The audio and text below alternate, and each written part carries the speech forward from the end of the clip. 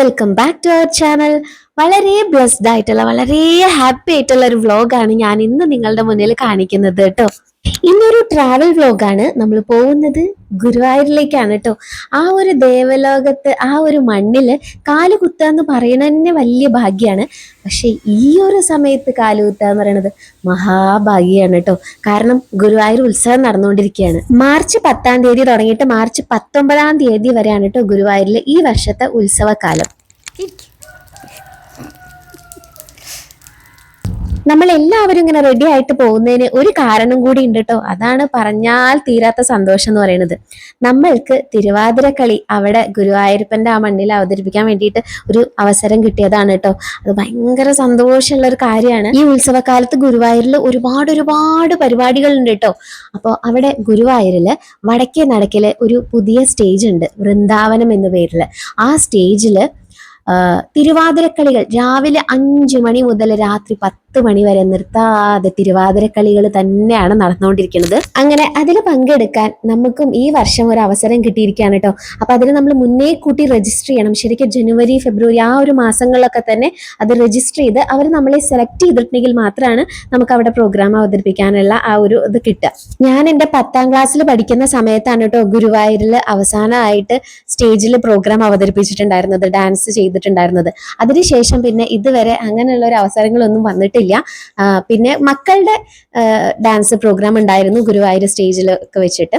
അപ്പോൾ ഇപ്പോൾ നമുക്ക് അതുപോലെ ഒരു അവസരം വന്നിരിക്കുകയാണ്. അപ്പോൾ അത് ഒരുപാട് നമ്മളിങ്ങനെ ഭയങ്കരമായിട്ട് ആഗ്രഹിക്കുന്ന ഒരു കാര്യമല്ലേ. അപ്പോൾ എന്തായാലും അത് വലിയ സന്തോഷത്തോടു കൂടിയാണ് നമ്മളെ ടീം മൊത്തത്തിൽ പോകുന്നത്. അപ്പം അമ്മയും അമ്മമ്മയും ചേച്ചിയും എല്ലാവരും കൂടെ ഉണ്ട് കേട്ടോ. ഞാനിതിൻ്റെ ഒരു ഷോർട്സ് ഇട്ടപ്പോൾ തന്നെ എനിക്ക് കുറേ പേര് എൻ്റെ അടുത്ത് ചോദിച്ചിട്ടുണ്ടായിരുന്നു, എങ്ങനെയാ രജി, എങ്ങനെയാണ് അവിടെ കിട്ടാനുള്ള അവസരം കിട്ടിയത്, അവിടെ കളിക്കാനുള്ള അവസരം കിട്ടിയത് എന്നൊക്കെ ചോദിച്ചിട്ടുണ്ടായിരുന്നു. ഞാനിപ്പോൾ പറഞ്ഞ പോലെയാണ്, നമ്മളത് മുന്നേ രജിസ്റ്റർ ചെയ്യണം. അവർ സെലക്ട് ചെയ്തിട്ടുണ്ടെങ്കിൽ മാത്രമാണ് നമുക്ക് അവിടെ പെർഫോം ചെയ്യാൻ പറ്റുക കേട്ടോ. അപ്പോൾ ഒരുപാട് ടീമുകളുണ്ട് ഇപ്രാവശ്യം. 500ഓളം എന്ന് തന്നെ പറയാം, 500ഓളം തിരുവാതിരക്കളി ഇപ്രാവശ്യം ഉണ്ടായിട്ടുണ്ട്. അപ്പോൾ അവിടെ അങ്ങനെ എന്ത് രസമാണ് കാണാറിയോ. നമുക്കിങ്ങനെ അവിടെ പോയിരുന്നിട്ടെങ്കിൽ പല തരത്തിലുള്ള സെറ്റുമുണ്ടുകൾ, ഇത്രയൊക്കെ വെറൈറ്റി സെറ്റുമുണ്ടുകൾ ഉണ്ടോ എന്നുള്ളത് നമുക്ക് അവിടെ ചെല്ലുമ്പോഴേ മനസ്സിലാവുക കേട്ടോ. ഓരോ ടീമും അവിടെ പെർഫോം ചെയ്യേണ്ട ദിവസവും ടൈമും നമുക്ക് അവർ മുന്നേ കൂട്ടിത്തരും. അങ്ങനെ നമുക്ക് കിട്ടിയിട്ടുണ്ടായിരുന്നത് രാവിലെ 10:30 ആകുമ്പോഴേക്കും എത്താൻ വേണ്ടിയിട്ടായിരുന്നു. അപ്പൊ നമ്മളെല്ലാവരും രാവിലെ 10 മണിയാകുമ്പോൾ തന്നെ നമ്മൾ ഗുരുവായൂർ എത്തിയിട്ടോ. അല്ലെങ്കിലേ ഗുരുവായൂരിൽ പോവാന്ന് പറഞ്ഞിട്ടുണ്ടെങ്കിൽ നമുക്ക് സമയം പോകുന്നത് അറിയില്ല. വെറുതെ അവിടെ ഉള്ള ആൾക്കാരെ നോക്കിയിരുന്നാൽ തന്നെ നമുക്ക് സമയം പോകും. ആ കണക്കിന് ഇപ്പോഴത്തെ കാര്യം പറയണോ, നിറയെ കാഴ്ചകളാണ് കാണാൻ വേണ്ടിയിട്ട്. അപ്പൊ ഞാൻ പറഞ്ഞില്ലേ, അതായത് സെറ്റുമുണ്ടുകൾ, ഓരോ ടീം കയറുന്നു, അവർ കളിക്കുന്നു, ഇറങ്ങുന്നു, അടുത്ത ടീം കയറുന്നു, അടുത്ത ടീം കയറുന്നു, അങ്ങനെ എത്ര ടീമുകൾ അറിയോ. എന്നാൽ നമ്മൾ വിചാരിക്കും എന്നാൽ കാണാൻ അധികം ആൾക്കാരൊന്നും ഉണ്ടാവില്ല അങ്ങനെയൊക്കെ വിചാരിച്ചു. പക്ഷേ അവിടെ ചെന്ന് നോക്കിയപ്പോഴാണ് നിറയെ ആൾക്കാരാണ് കേട്ടോ കാണാനിരിക്കുന്നത്. അവിടുത്തെ ഒരു അന്തരീക്ഷം എന്ന് പറയുന്നതേ ഒരു വേറെ ലെവലായിരുന്നു കേട്ടോ. കാരണം തിരുവാതിര പാട്ടുകൾ ഇങ്ങനെ കേൾക്കാൻ നല്ല രസമല്ലേ, അതിങ്ങനെ മുഴങ്ങി കേൾക്കുക. അത് ആ ഒരു ചുറ്റുപാട് മൊത്തത്തിൽ ഭയങ്കര രസം. അമ്പലത്തിൽ നിന്ന് ഇങ്ങനെ ആ മണി മുഴങ്ങുന്നതും അങ്ങനെയൊക്കെ കൂടെ ഭയങ്കര രസമുള്ള ഒരു നല്ലൊരു അന്തരീക്ഷമായിരുന്നു. പിന്നെ ഈ ഒരു യാത്രയ്ക്ക് വളരെയധികം സന്തോഷമുള്ള ഞാൻ ആദ്യം പറയാൻ വേറൊരു കാര്യം കൂടി ഉണ്ട് കേട്ടോ. ഞാൻ എൻ്റെ ഏറ്റവും കൂടുതൽ സബ്സ്ക്രൈബേഴ്സിനെ കണ്ട ഒരു ദിവസം കൂടിയാണിത്. എത്ര പേരെന്നെ ഞാൻ അന്ന് അവിടെ വെച്ച് കണ്ടെന്നറിയാം. അപ്പൊ കുറച്ച് പേരുടെ ഒക്കെ വീഡിയോസ് കൂടെ നമുക്ക് എടുക്കാൻ പറ്റിയിട്ടോ. കാരണം വളരെ സന്തോഷമായി. ഒന്നാമത് നമ്മൾ ഇവിടുന്ന് തുടങ്ങുകയാണ് കേട്ടോ. നമ്മളുടെ സബ്സ്ക്രൈബർ ആണ്. കണ്ട ഉടനെ വന്ന് സംസാരിച്ചു. അവരവിടെ തിരുവാതിരക്കളി കാണാൻ വേണ്ടിയിട്ട് അവിടെ ഇരിക്കുന്നുണ്ടായിരുന്നു. ഒരുപാട് സന്തോഷമായി. നമ്മളുടെ അടുത്ത് വന്നിട്ട് രജി എന്ന് പറഞ്ഞിട്ട് സംസാരിക്കുന്ന സമയത്ത് ഞാൻ മുന്നേ പറഞ്ഞിട്ടുള്ളതാണ്, എന്തൊരു സന്തോഷമാണ് അറിയോ. അപ്പൊ അങ്ങനെ ഒരുപാട് പേര് അന്ന് അവിടെ വെച്ചിട്ട് കണ്ടു.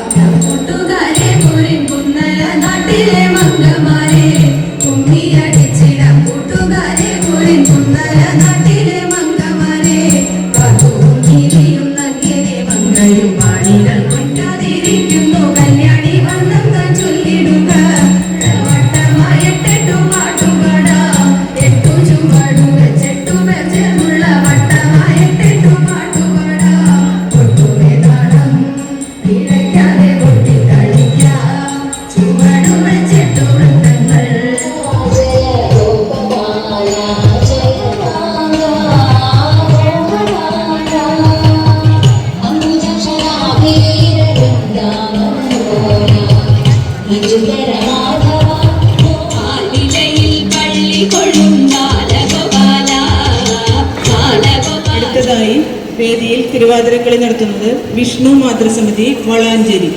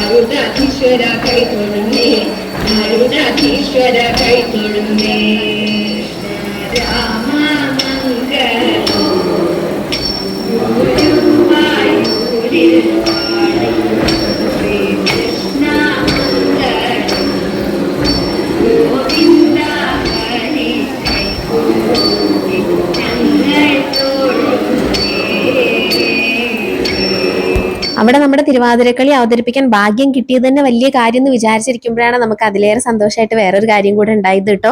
ഇത് കണ്ടോ, അവിടുന്ന് നമുക്ക് ഒരു സമ്മാനം എന്നുള്ള രീതിയിൽ ഒരു നിലവിളക്കും അതുപോലെ തന്നെ ഗുരുവായൂരപ്പന്റെ നല്ലൊരു ഫോട്ടോയും കൂടി നമുക്ക് സമ്മാനമായിട്ട് കിട്ടിയിട്ടുണ്ട് കേട്ടോ. ഇതിങ്ങനെ വരുന്ന എല്ലാ ടീമിനും ഇതുപോലെ ഒരു സമ്മാനം കൊടുക്കുന്നുണ്ട്. അത് ഭയങ്കര സന്തോഷമായിരുന്നു ഞങ്ങൾക്ക്. കാരണം ഗുരുവായൂരിൽ നിന്നൊക്കെ നമുക്ക് ഇങ്ങനെ ഒരു സമ്മാനം ഗുരുവായൂരപ്പന്റെ അവിടെ നിന്ന് കിട്ടുക എന്ന് പറഞ്ഞിട്ടുണ്ടെങ്കിൽ അതിലും വലിയ സന്തോഷം എന്തല്ലേ. അത് മാത്രമല്ല കേട്ടോ, എല്ലാവരുടെയും പേര് എഴുതിയിട്ടുള്ള സർട്ടിഫിക്കറ്റും നമുക്ക് അവിടുന്ന് അവർ തന്നിട്ടുണ്ടായിരുന്നു. അപ്പോൾ ഗുരുവായൂർ ഉത്സവമായിട്ട് നമുക്ക് അങ്ങനെ വലിയൊരു സന്തോഷമാണ് അതുണ്ടായത്.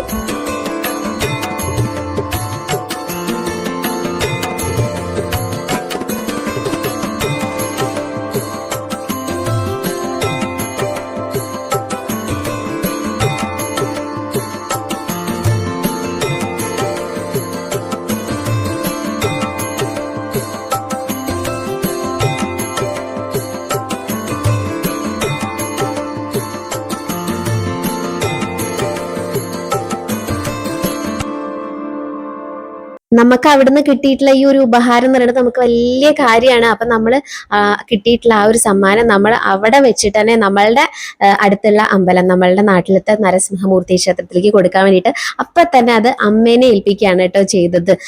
അങ്ങനെയാണ് ഉണ്ടായത്. അപ്പൊ ഇത്രയും പേര് എല്ലാവരും നമ്മളുടെ പരിപാടി കാണാൻ വേണ്ടി നമ്മളുടെ റിലേറ്റീവ്സും നമ്മൾ ഓരോരുത്തരുടെ റിലേറ്റീവ്സും അങ്ങനെയൊക്കെയാണ് നമ്മളെല്ലാവരും ഇത്രയും പേര്. അപ്പൊ എല്ലാവരും കൂടെ ഫോട്ടോ ഒക്കെ എടുത്തു.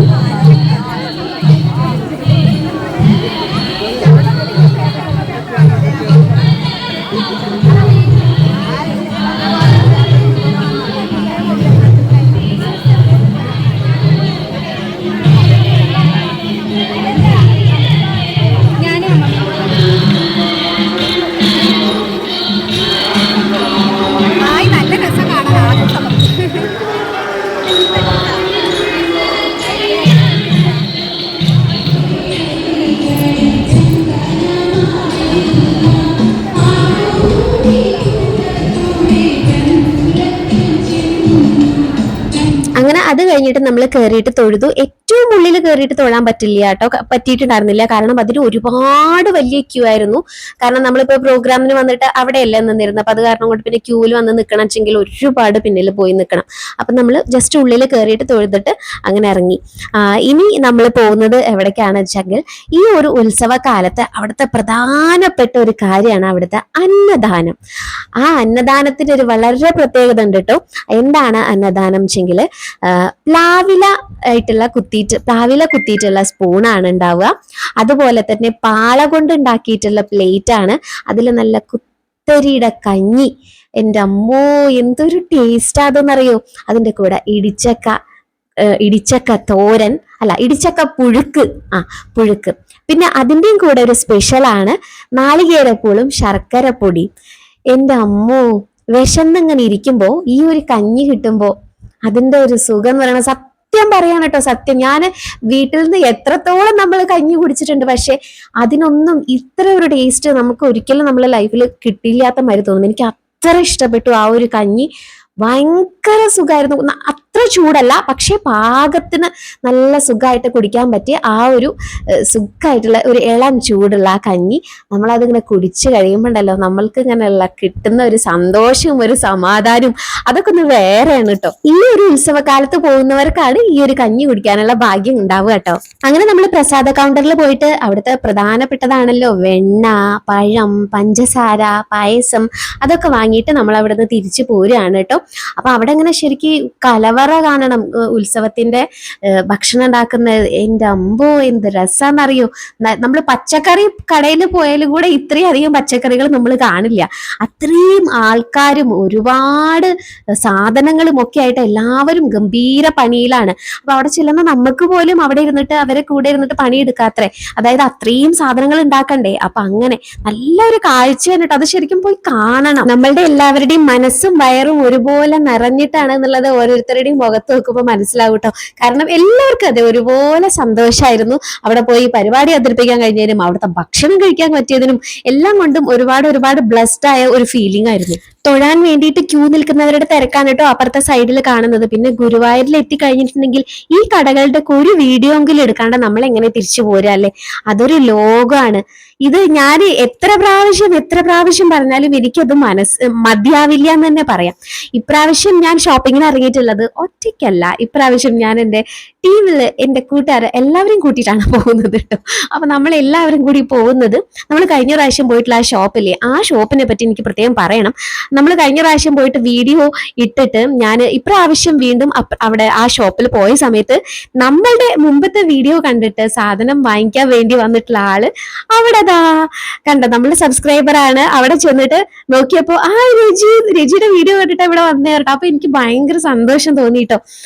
അങ്ങനെ അവിടുന്ന് നമ്മള് സബ്സ്ക്രൈബറിനെ കണ്ടു. അവിടുന്ന് ജസ്റ്റ് പെട്ടെന്ന് ഷോപ്പിംഗ് ആയിരുന്നു, നമുക്ക് തിരിച്ചു പോരണമായിരുന്നു. അപ്പൊ അതുകൊണ്ട് വേഗം പോയി കുറച്ച് സാധനങ്ങളൊക്കെ വാങ്ങി വേഗം തിരിച്ചു പോരാണ്. പിന്നെ ഇതെന്ന് പറഞ്ഞാൽ ഈ ഒരു പ്ലേസിലൊക്കെ ഇവിടൊക്കെ ഈ ഒരു സ്പോട്ട് എന്ന് പറയുന്നത് എപ്പൊ ഇവിടെ എത്തിക്കഴിഞ്ഞിട്ടെങ്കിലും അവിടെ നിന്നിട്ട് ഫോട്ടോസ് പതിവാണ് കേട്ടോ. അപ്പൊ നമ്മളെല്ലാവരും തലങ്ങും വിലങ്ങും ഫോട്ടോസ് അങ്ങോട്ടും ഇങ്ങോട്ടും എടുക്കൽ തന്നെയായിരുന്നു. നല്ല രസമായിരുന്നു. എന്തായാലും എല്ലാവരുടെയും കൂടെ നല്ലൊരു അനുഭവമാണ് അത് കേട്ടോ.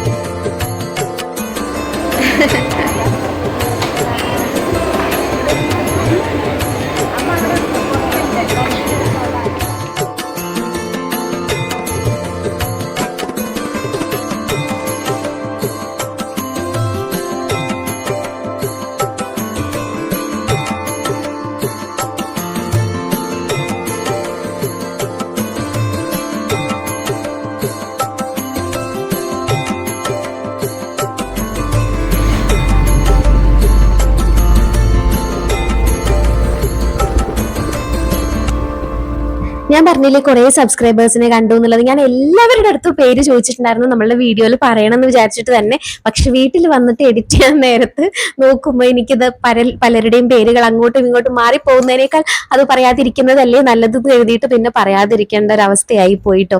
അതാണ് ഉണ്ടായത്. കാരണം എല്ലാവരുടെയും കൂടി പേര് എനിക്ക് അങ്ങനെ ഓർമ്മയിൽ നിന്നില്ല. അതാണ് സംഭവിച്ചത്. പിന്നെ ചിലരുടെയൊക്കെയാണ് എനിക്ക് വീഡിയോ എടുക്കാനും പറ്റിയുള്ളൂ. എന്തായാലും കണ്ടതിൽ എല്ലാവരോടും സന്തോഷം. ഇന്നത്തെ ഗുരുവായൂർ യാത്ര, അയ്യോ അത് പറയണം കുട്ടിയെ, പറയണം. അത് വല്ലാത്തൊരു അനുഭവമായിരുന്നല്ലേ ഇന്നത്തെ. ശരിക്കും ഒന്നാമത് പറഞ്ഞാൽ ഗുരുവായൂർ നമുക്ക് അവിടെ ഒരു സ്റ്റേജ് കിട്ടുന്നതിൻ്റെ ഭയങ്കര ഭാഗ്യം. അത് കൂടാണ്ട് ഉത്സവക്കാലം, പിന്നെ തിരുവാതിരക്കളി, ഗുരുവായൂരപ്പൻ്റെ വിളക്കും, പിന്നെ അതൊന്നും പോരാണ്ട് വേറെ പറയാനുള്ളത് അവിടുത്തെ കഞ്ഞി. എൻ്റെ അമ്മേ, എന്താ അതിൻ്റെ ഒരു ടേസ്റ്റ്! ആ ടേസ്റ്റ് ഓർത്തിട്ട് ഒരു രക്ഷയില്ല. എന്തായാലും ഗുരുവായൂരപ്പൻ ഇന്ന് നല്ലപോലെ പ്രസാദിച്ചിട്ടുണ്ട്. ഭയങ്കര സന്തോഷം അല്ലേ, നല്ല സന്തോഷമുള്ള ഒരു യാത്ര. ഗുരുവായൂരപ്പൻ്റെ ഒരു ഭംഗി അതൊന്ന് വേറെ തന്നെയല്ലേ. സന്തോഷായില്ലെന്ന്. ആ ഗുരുവായൂരപ്പൻ നല്ല ഭംഗിയുള്ള ഗുരുവായൂരപ്പൻ്റെ ഫോട്ടോയും കിട്ടി.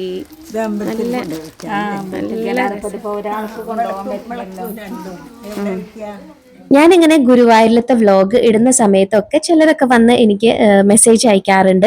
രജി, ഒരുപാട് ആഗ്രഹമുണ്ട്, പോകണമെന്ന് ആഗ്രഹമുണ്ട്, പക്ഷേ പോകാൻ സാധിച്ചിട്ടില്ല, അല്ലെങ്കിൽ ഇപ്പൊ സാധിക്കുന്നില്ല, അങ്ങനെയൊക്കെ പറഞ്ഞിട്ട് കുറേ പേര് നമ്മളോട് മെസ്സേജ് അയച്ച് പറയാറുണ്ട്.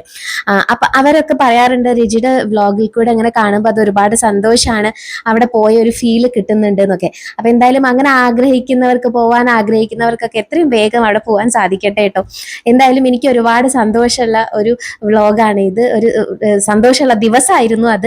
അപ്പൊ എന്തായാലും നമ്മൾ ഇന്നത്തെ വ്ലോഗ് എല്ലാവർക്കും ഇഷ്ടപ്പെട്ടിട്ടുണ്ടാവും എന്ന് വിചാരിക്കുന്നു. അപ്പൊ ഇഷ്ടപ്പെട്ടിട്ടുണ്ടെങ്കിൽ എന്നും പറയുന്ന പോലെ ഒന്ന് ലൈക്ക് ചെയ്യുക, ഫ്രണ്ട്സ് ആയിട്ടും ഫാമിലി ആയിട്ടൊക്കെ ഒന്ന് ഷെയർ ചെയ്യുക. ആദ്യമായിട്ടാണ് നമ്മളെ ചാനൽ കാണുന്നത് എന്നുണ്ടെങ്കിൽ ഒന്ന് സബ്സ്ക്രൈബ് ചെയ്യാൻ കൂടെ മറക്കരുത് കേട്ടോ.